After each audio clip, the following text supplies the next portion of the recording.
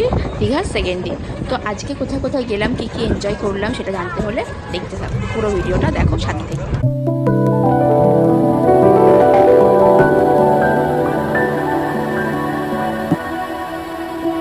পরের দিন সকালবেলা একদমই সকাল সকাল ঘুম থেকে উঠে বেরিয়ে পড়লাম আবার বেড়াতে যাওয়ার উদ্দেশ্যে।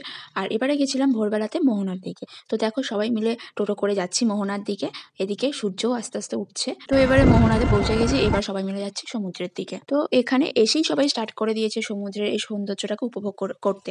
তো দেখো চারিপাশটা সমেত সমুদ্রটা কত সুন্দর লাগছে দেখতে। আর এখানে আমরা সবাই দাঁড়িয়ে এই সমুদ্রের সৌন্দর্যটাই উপভোগ করেই যাচ্ছি। দেখো চারিদিকটা খানিকক্ষণ দাঁড়িয়ে থাকার পরে আমি একটা জায়গায় গিয়ে বসে শুধুমাত্র এই বসে বসে সমুদ্রের এই উথাল পাতাল ঢেউটাই দেখছিলাম। সত্যি কথা বলতে এই সমুদ্রের এই উথাল পাতাল ঢেউটা কারোর সাথে প্রকাশ করতে না পারা এমন মনের অনেক কথাই বলে যায়। তো দেখো সাথে সমুদ্রের উথাল পাতাল এই ঢেউ, চারিপাশের এই পরিবেশ, সাথে এই স্নিগ্ধ কোমল সদ্য ফুটে ওঠা সূর্য, কত সুন্দর মনোরম পরিবেশ চারিদিকটা দেখো। এখানে সত্যি বসেছিলাম যখন মনে হচ্ছিল বসেই থাকতে, উঠতে আর ইচ্ছা করছিল না। আর চারিপাশের একটা ঠান্ডা শীতল হাওয়া তো রয়েছেই। এবারে বাবা আমাকে আর জিনিকে এখান থেকে টুপি কিনে দিল।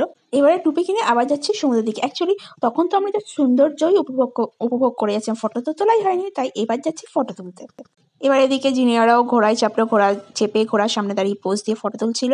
এবারে দেখো সূর্য আকাশে পুরো উঠে গেছে একদম স্পষ্টভাবে। এখানে এসে আমরাও অনেক ফটো ভিডিও করে নিলাম।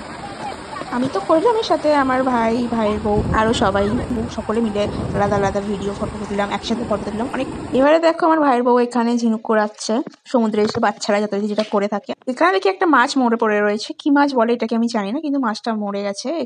এবারে ফেরার পালা, ওখান থেকে ফিরছি গেস্ট হাউসে। তো দেখো চারিপাশের পরিবেশটা সত্যি কত সুন্দর লাগছে দেখতে। অ্যাকচুয়ালি এরকম ভাবে গ্রাম্য পরিবেশ আমাদের সেরকম ভাবে দেখা হয়ে ওঠে না।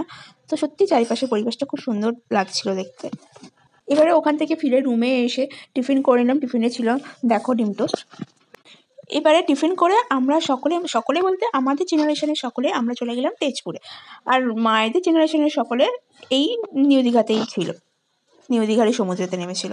তো এখানে যখন এসেছিলাম তখন স্টার্টিং এর দিকে সমুদ্রের জল অনেকটাই নিচে ছিল, তাই এখানে এসে একটা চেয়ার নিয়ে বসলাম। দিদি এখানে একটা দোকান থেকে মাছ ভাজা করতে দিল, তো সেটা নিয়ে বসে বসে সবাই মিলে গল্প করছিলাম আর সমুদ্রের ঢেউ দেখছিলাম। তো তারপরে এই মাছ ভাজা খেয়ে গল্প করার পর যখন দেখলাম জলটা অনেকটা উঠে এসছে, তখন আমরা সকলে মিলে সমুদ্রে নামলাম। তো স্নান করে আর এবার গাড়ি ধরে নয়, সমুদ্রের পাড় ধরে হাঁটতে শুরু করলাম গন্তব্যস্থলে যাওয়ার জন্য।